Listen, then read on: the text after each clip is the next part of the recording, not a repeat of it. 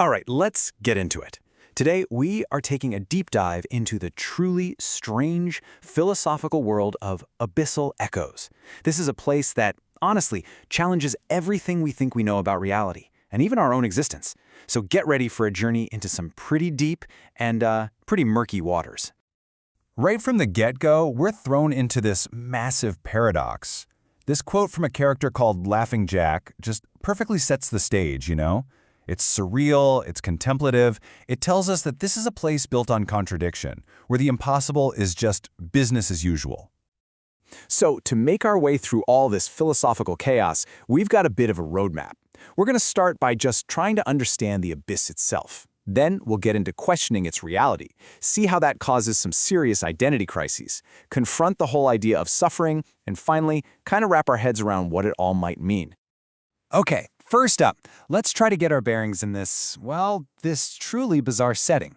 We're talking about a world where the basic laws of physics feel more like, I don't know, gentle suggestions. So what is the abyss? Well, it's not just some fantasy world. It's an environment where reality itself seems totally unstable.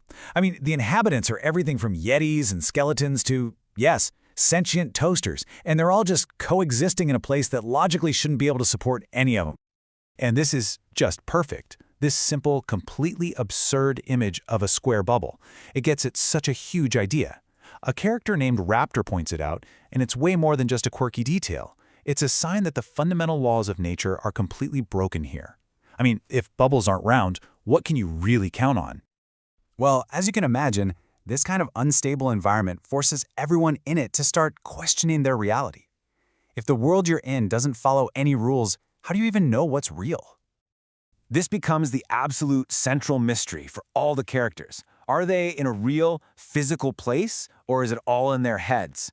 A shared dream, maybe? Or some kind of super advanced computer simulation? The text never gives a straight answer, which forces them, and us, to just live with that nagging uncertainty. And the paradoxes just keep coming. They're relentless, making any kind of logical explanation feel, well, pointless. Every new creature just adds another layer to the mystery. A firebird swimming?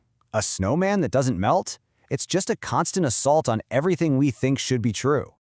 What's really cool is that some characters, like the perfectly named robot swordfish, they actually start leaning into these high-tech explanations.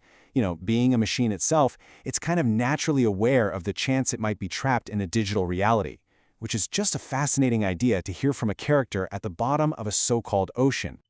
So, when the world around you makes absolutely zero sense, where do you turn? Naturally, you turn inward. And this leads to a really profound crisis of identity for so many of the Abyss's residents. Think about it. If you can't trust what's outside, how can you possibly trust what's inside? You see this so clearly with the Iron Golem. It's wrestling with that classic philosophical line, I think, therefore I am. You know, the whole idea that consciousness proves existence. But the Golem finds that way too simple. It questions if thinking is really proof of being alive, or if it's just some mechanical process. You know, like a planet just following its orbit. Then you have the Trant, which is basically a walking, talking tree, and it echoes this same deep uncertainty. It hears about a similar being in another dimension, and starts to get this horrifying fear that its own identity isn't even unique, that it might just be a copy of some other, more real version of itself. And the skeleton takes it a step further. It's pure consciousness, right? No body to feel or act, and it wonders if a mind without a body has any meaning at all. If your thoughts can't lead to any action in the world, do they even matter? Okay, this brings us to the deepest, darkest part of the Abyss. This is where the characters have to confront the ultimate questions about suffering and just the will to keep living. It's here that things get really, really existential. So what we have here is this incredibly stark philosophical showdown. On one side, you have the horse skeleton. Its view is basically nihilism. It argues that life itself is an infection, pain is the only symptom, and the only cure is, well, non-existence. But on the other side, the creepy fish monster embodies this kind of raw persistence, fighting for survival no matter the cost. It's this incredible clash between trying to find meaning in the struggle versus seeing the struggle as completely meaningless. This line from the horse skeleton is just so incredibly bleak. It frames life not as some precious gift, but as a kind of self-inflicted, never-ending torture. It's basically asking, why would anyone willingly choose an eternity of pain? So after confronting that void, we don't really get a simple answer. Of course not. Instead, we kind of ascend with this new understanding of what the whole point of this journey was in the first place. And then, the jellyfish offers this powerful new way to look at everything. What if the abyss isn't a physical place at all? What if it's a metaphor for the mind itself? A journey into the depths of our own subconscious, with all its bizarre creatures and illogical rules.